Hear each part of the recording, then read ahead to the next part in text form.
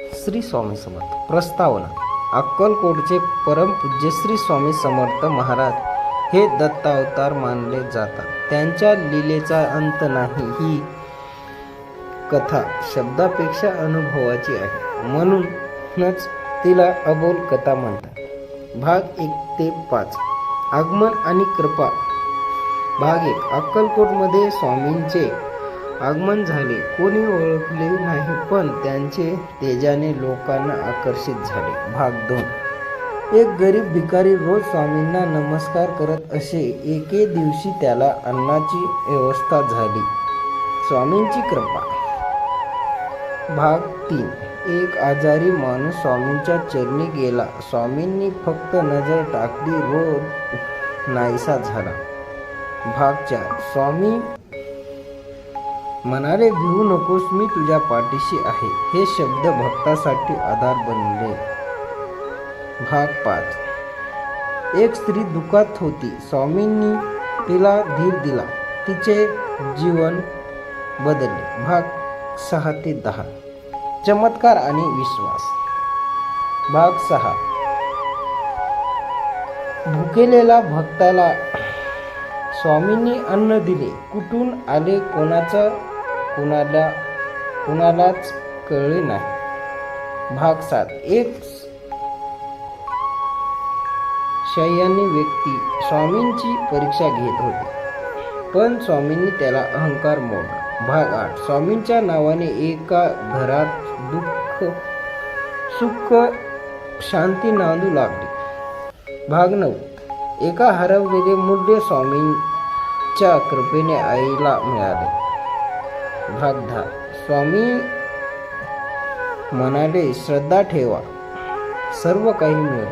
भाग 11 ते 15. भक्ती आणि मार्गदर्शन. भाग 11. एक तरुण जीवनात हरवला होता. स्वामींनी त्याला योग्य मार्ग दाखवला. भाग 12. स्वामींच्या दर्शनाने एका व्यक्तीचा राग शांत झाला. भाग 13. स्वामींनी सांगितले, सत्य आणि सेवा हाच धर्म. भाग 14. एक भक्त रोज नामस्मरण करत असे. त्यांच्या घरात आनंद वाढला. भाग 15. स्वामींनी एका वृद्धाला मृत्यूच्या भीतीतून मुक्त केला. भाग 16 ते 20. संकटातून मुक्ती.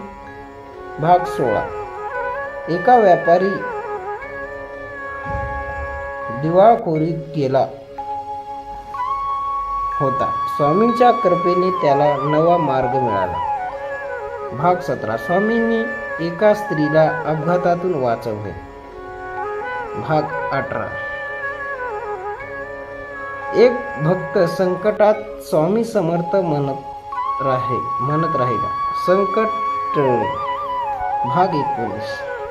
स्वामींनी सांगितले, कर्म करा, फळाची चिंता करू नका. भाग 20. स्वामींच्या दर्शनाने एका कुटुंबातील भांडण मिटले. भाग 21 ते 25. अंतिम बोध.